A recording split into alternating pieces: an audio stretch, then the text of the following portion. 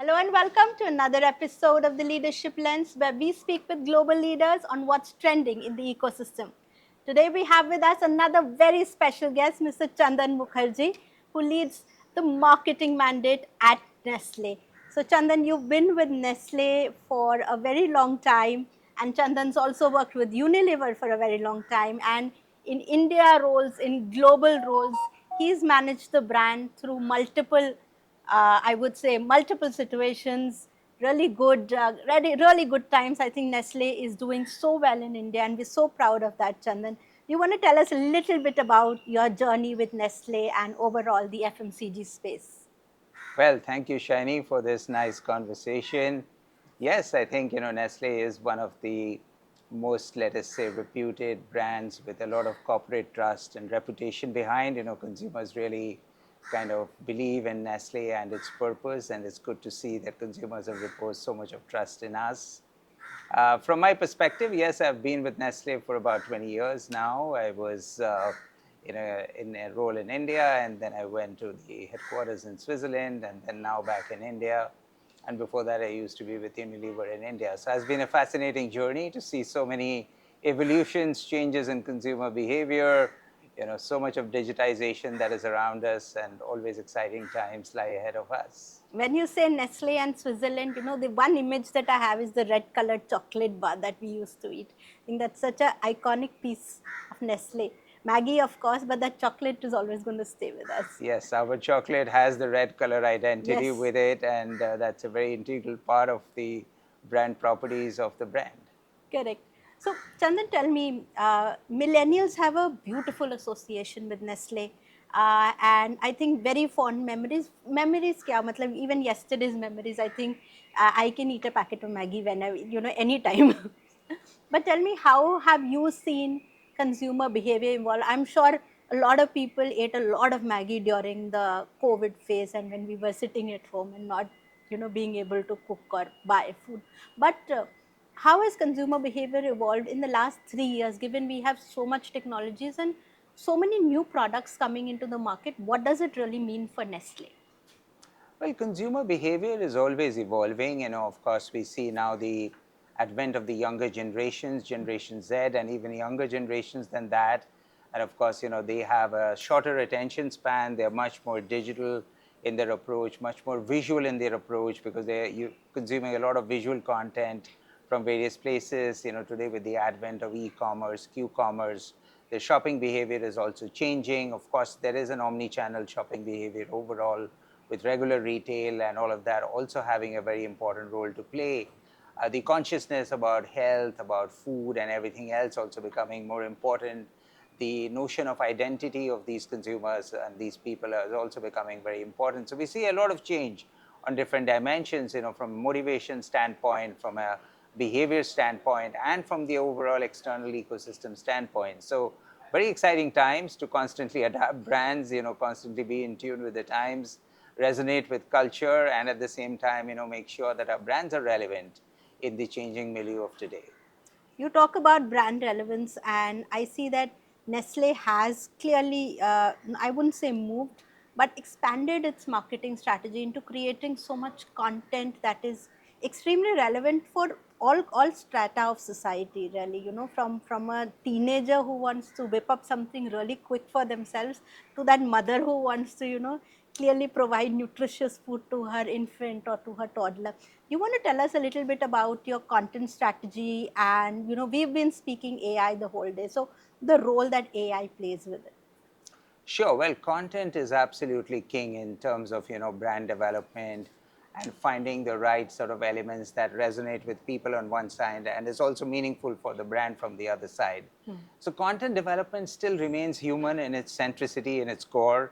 Has to start with the understanding of who your target consumer is, what does he or she get motivated by, and then finding the segue to the brand essence, and so on.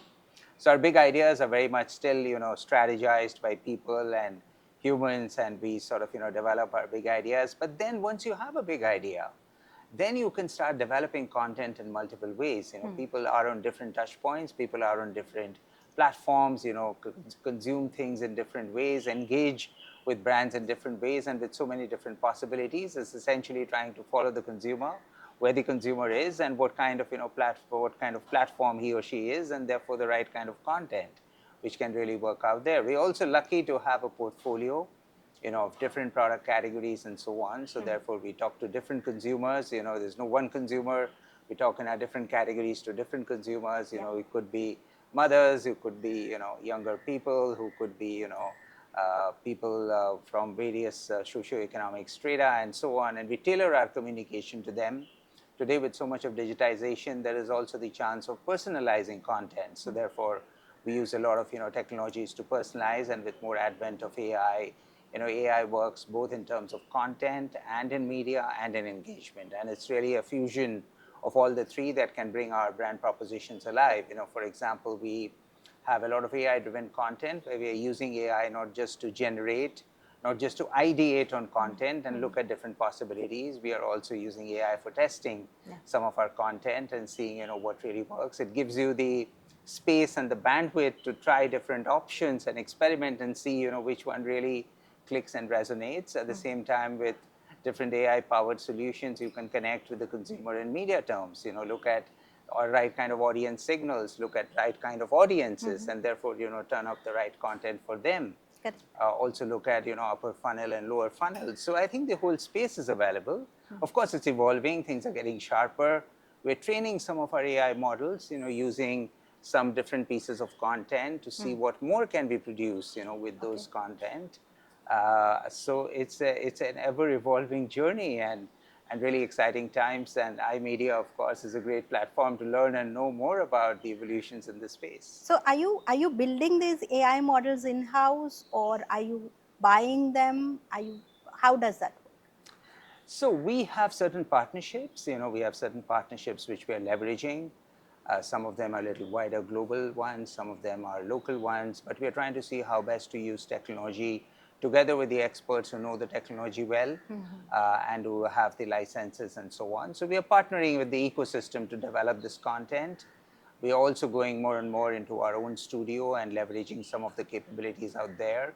So it's really a good mix of what we have and using the best thing that works for the particular objective in hand. So you've, and I think when given the fact that Nestle has a big team globally, given the fact that content can be created at the click of a button today, given the fact that there is so much information out there, and plus there are so many legal and ethical concerns around it, how do you ensure that your team has the right content, the right information to create the right decisions, especially when using AI or when using a GPT? Well, we are very, very clear that for us, we have to be compliant, we have to follow the regulations around, and we have to follow also the right principles around. So these are very, very important insofar as, we as a brand and as insofar as our ways of working are concerned. So we very much ingrain all this in the process. We also have cross-functional teams which look at it from different angles. And we see that, with so much of technology and the possibility of developing so much of content, it's very important to be very responsible in communication. So, and responsibility is something that we don't look at as a checkbox at the end of producing something. It's something that starts, that are we really responsible in what we are producing, and we have certain policies around it, and that is something that is constantly getting reinforced throughout the organization and also with our agency partners. Now, on top of that, of course, we are trying to use all technology and use different layers and levels of technology so that we are able to make most use of them. So we build in all these. We ensure that we have the right tech in place. We have the right elements that we talk about, that are propositions whenever we are claiming something or having a certain message or copy or visual, that is something that we can stand for, something which is based on facts, something which is based on science and other elements that we look at. And then we use technology to make that come alive in different ways, in a resonating way for people, and sort of bring alive the proposition in the best way possible. And I've heard that you built a GPT for your own team, your whole GPT. Yes, we do have Nest GPT. Yes, it's a very, very interesting way of actually using AI on an everyday basis for for all our people within the organization. Why we have our own NestGPD is to ensure that we safeguard our own documents and our own information and everything else, because the objective is to put all of that in there and leverage technology and the power of AI to summarize things, to build things, to diagnose, to help diagnose, and to help kind of, bring in, let us say, a deeper analysis of things. So, and therefore, we do not want all this information to be in the public domain, neither for public or most mass models to get training based on this, because as you know, AI has to get trained and learn more and more as it uses its own stuff. And that is why we have our own sort of GPT to help us in this journey. And it's been a fascinating experience. We see a lot of young people using it and making the most of it. And of course, we can do more to make it even sharper, better, and to train the models faster and more as we keep using them. Correct. Chandan, and I see that when you speak about people, there is a special spark in your eyes, because you've always been very vocal about people-centric technology, people-centric content, be it your consumer, be it your employee. So when you're evaluating these tech models, when you're evaluating MarTech that you need to buy, and given the consumer sentiment, the consumer behavior that we have now, what are the parameters like that people or that marketers should really have on top of their mind when they're evaluating what martech to buy? Because it's not a penny investment. It's not something you can buy and stop at a point. Right. Well, with the advent of so much of MarTech, there are really a huge number of options available, Correct. out there, thousands and thousands of options. So it's very important that, we buy or we use the right or adopt the right MarTech solutions, which really help us.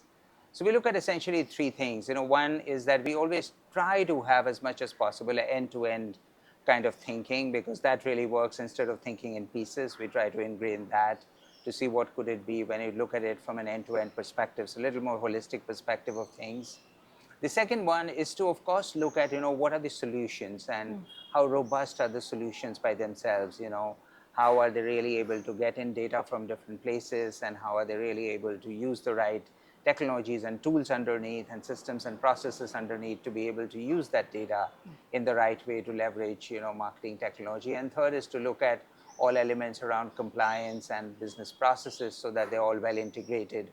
We are sort of, respecting, all the different elements of regulation on one side, but more importantly also morality on the other side, to have a robust ecosystem which is looking at all of this. Of course, we also look at, very importantly, effectiveness of the entire MarTech solution to drive outcomes, to drive results, to drive business growth. It's not just technology for technology's sake. It's really trying to use technology to be able to drive things much better. And on the other side, also efficiency, because we are all looking at, the right kind of efficiency to come in so that we are able to deploy the right tools. Which brings me to my next question around efficiency. And I am coming back to AI, because whenever we speak about AI, and most of the time when we're talking about GPT or image generation or data crunching, it's all about efficiency, about making 1 minute, 10 minutes of work into 1 minute of work, or 2 hour or 5 people's job into one person's job. AI has always been touted as the efficiency engine. But what I really believe is that AI has the power to create growth, not just efficient growth, not just efficiency growth, but overall growth for a business. How is that working out for Nestle? Are you seeing AI as a integral part of the growth engine, not just marketing engine? So AI has got a lot of productivity related benefits, a lot of efficiency related benefits. It can do things faster, it can do things at scale, it can join different pieces. With so much of data around us, you need AI to be able to assimilate and make sense of that data. So I think there are a lot of elements of benefit which comes in from those areas. But what's very important is to look at AI as an enabler of growth. And therefore, the more you can develop relevant content, the more you can personalize the right kind of content, the more you can have the width and depth of content for different audiences, the more you can leverage technology to have more real-time content. I mean, these are all the cases and all the uses that we are constantly looking at, trying to see how our brand propositions come alive using AI. For example, if a mother is trying to look at some recipes for cooking and she has certain ingredients and she has a certain time and so on, how could AI use that information to be able to provide recipes to her so that it becomes very useful for her. And she's able to use products of which make sense on one side to create that recipe on the other side, also which are relevant for us, and therefore we power growth together. So both the elements are very, very important. I think today a lot of AI is seen as the more efficiency and the more productivity and speed, Yep. related Yep. elements. But I think, there's a lot of scope to enhance and go really sort of, higher on the effectiveness and on the growth side of it. Absolutely. I think AI is, we're just at the brink of what is possible, and there is just so much to go. Nestle has essentially, and Maggie especially, let me come to my favorite, apart from the chocolate. We've always associated Maggie with quick food. And now, while Maggie can cook in 2 minutes, someone can buy and get me the Maggie in 4 minutes, thanks to quick commerce. So, with this, I think race of quick commerce, and e-commerce has been there for a while. With quick commerce happening, how has that? What impact on business have you seen with Maggie? Do you think it has created an extension of business or growth, or has it just created another channel for you? Have you seen change in volume because of e-commerce and especially quick commerce, or have you just seen sales move from one channel to another channel? Well, so we live in a multi-channel and in an omni-channel world, and all different consumers in the country have access to different channels in different ways. Whether it be the big cities or whether it be the mid-tier towns or even in rural areas. So we look at it from a very multi-channel and omni-channel perspective, looking at the importance of every channel for different shoppers and so on. Of course, quick commerce has been growing at a very, very fast pace in urban areas, especially in the bigger cities. And we do see that as a growth opportunity, that's really growing. And of course, we are leaning into the channel because shoppers are there and consumer behavior is also gravitating towards that. It's very interesting that today, the need or desire for something and the fulfillment of something are getting closer. So therefore, that's a very interesting opportunity, which, brands are leveraging across different categories and so on. We do see a lot of growth potential, and we are very much trying to see how to make the best use of the channel to be able to really connect with consumers in the right way, ensure product availability, ensure, that our digital shelf is right, ensure all the other elements that go into, having the right kind of business elements on the channel. So very interesting space, has a huge potential for growth going forward. But of course, all other channels remain very, very important, and we always try and go for a multi-channel, omni-channel view overall. Wonderful. Has there been a significant shift in your sales team, considering that QCom has come in and e-commerce has come in, and then of course your traditional channels still continue to exist? Have you been able to, build a bigger team or a different kind of team now? So we are constantly adapting to the changing environment. Today in the larger cities, we do see existence of more and more channels available to the consumer. So accordingly, we are also adapting internally so that we are able to best leverage, and our teams are also there with the right skills and with the right abilities to be able to take on that challenge and to be able to drive things better and faster in that channel. So yes, it's a constant case of adaptation to the environment, and we have the right skills and mindsets to be able to really work and optimize to every channel. Wonderful. Chandan, you're talking about adapting to the environment, and you've been the brand custodian essentially for Nestle for the last 8 years. Tell us, how has that experience been, being responsible for such a big, massive brand, and that, and a brand that cuts across strata, from economic strata to age strata to, gender, everything. How has that experience been? I am really fascinated by that, that part of it. Right. So Nestle, is a trusted brand in the country, is among the trusted brands in the country, and people have a lot of faith and trust in what Nestle brings, on the quality of Nestle and so on. So we start with our purpose. Our purpose is essentially to enhance the quality of life through unlocking the power of food for today and the generations to come. So we try and stay true to our purpose in everything that we do, whether it be for people or whether it be for communities or whether it be for the planet. So we have a number of actions in all the three different areas to be able to really bring the Nestle purpose alive. Of course, we do monitor, how consumers are feeling about our brand, what consumers are saying about our brand, and therefore we also take the relevant actions as necessary to be able to ensure that we stay relevant to consumers and we stay trusted to consumers. This is always an ever Yeah. evolving, very continuous journey which is always on. We do find at times, whenever there are any particular elements or any particular points that come up, we also address them, and everything else. And we have been lucky that we have had great experiences. We have had good love of consumers. Consumers have a lot of trust on our brands, and we have been able to drive all these initiatives further. Of course, in certain cases, when you do find certain things cropping up, we also have the right mechanisms, to be able to understand what's really going on and be able to drive brand building. And maintaining everything about the Nestle brand is a company-wide exercise. Everybody is involved in that exercise. We are all there as people working on the Nestle brand to really drive all the momentum together. Wonderful. Uh, Chandan, can I also include a question about influencer marketing? Yes, sure. So, you spoke about, so Chandan correctly said, Nestle, and the first word that you have is good food, yummy food, and then trust. I have grown up with Nestle, and I've grown up as a child with Nestle, and I've grown up as a mother with Nestle.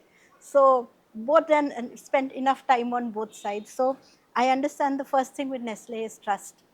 And I think today the world is significantly influencer-led, especially young mothers, teenagers are, are online and really, really influenced to the level that, even, the dimensions between the right and wrong also kind of blurred.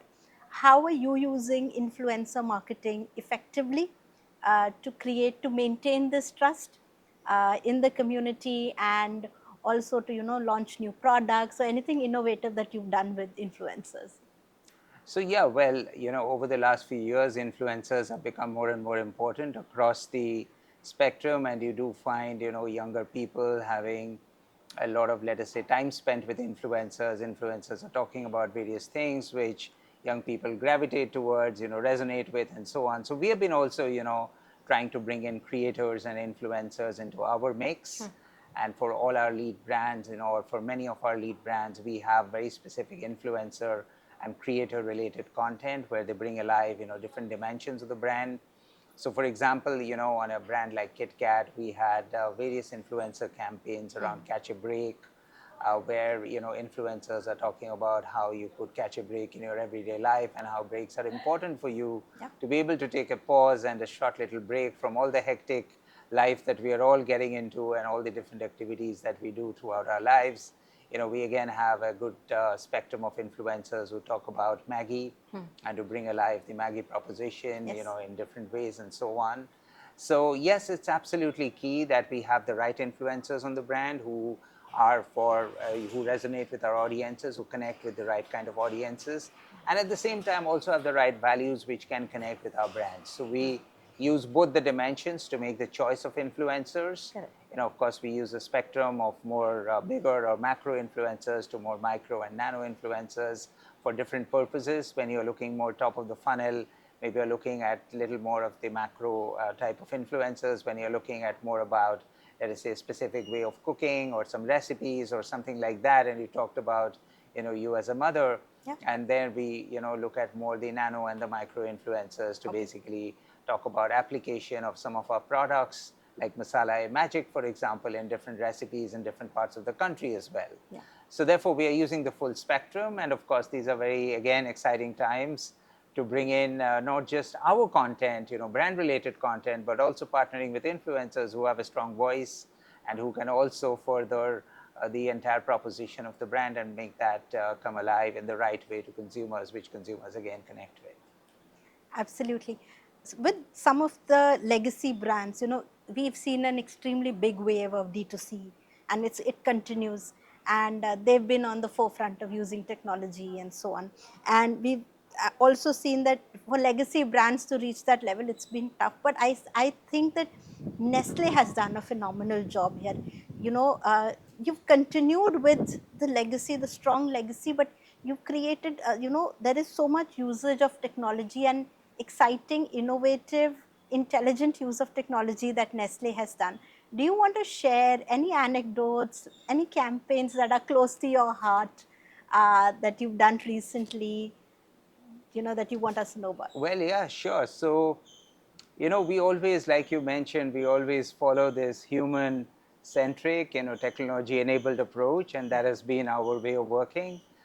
We're, of course, using more and more technology, but our, main campaigns still remain very human-centric. So we have a Maggie campaign, which talks about रिश्ते सिर्फ 2 minute में and रिश्ते मांगे 2 minute, which is a good way of trying to say that if you in our busy lives, when there are so many different things and distractions and each person in the family is doing different things because they're all busy in their different ways, how making Maggie, cooking Maggie, making Maggie together brings everybody together, and you could also have and enjoy some Maggie together. Rishte mange sirf 2 minute, and that has been, again, using technology has been, let us say, amplified in different platforms and, across the entire ecosystem, but is human first in its idea. Correct. So similarly, when we have a campaign for KitKat that we, sort of launched last year, and which has again been well recognized both by consumers as well as, by the industry, is the Break Pay Sirf Break campaign of KitKat, which really talks about that when people are having a break, people's minds in today's world are still not in that break. Things are going on in their mind, they are occupied with various things, or there are other pressures which are coming in, or maybe, an OTP, somebody has come to deliver a sort of a delivery thing at your home and is asking for an OTP and so on and so forth. So therefore, we would like to encourage people to take breaks because breaks are good for them, and they can take a little bit of a pause. They come back better after having a short little break and can focus and concentrate and do things more. And therefore, break pe sirf break lo. I mean, take that pause and so on, and then get back to your work in the way you would normally do. And we used a very nice music track, I want to break free, and we had also got a nice campaign around it to drive this proposition. And again, using digital, using technology and so on, we again adapted the campaign in different ways, and we're able to kind of leverage it on digital platforms as well. So it's always a good infusion of both human-centric thinking and technology with creativity at the core to sort of bring our brands and propositions alive. These are such beautiful examples, Chandan. Building a purposeful brand. Today when we don't have 2 minutes for family and we don't have 2 minutes for ourselves. And I was just talking to someone about how difficult it has become to take a break. Even if you have the time, it's so difficult. So it's so beautiful to have brands like Nestle talking about it. And these small reminders are so helpful to all of us. So thank you so much. I think this has been a wonderful conversation, and thank you so much for participating in the Leadership Lens. I hope you had a great time at iMedia. Well, thank you so much, Shani, for this great iMedia session that you have sort of curated. I think an excellent set of different elements that you put in over there. Very interesting speakers, topics, and so on. And thank you for having me here.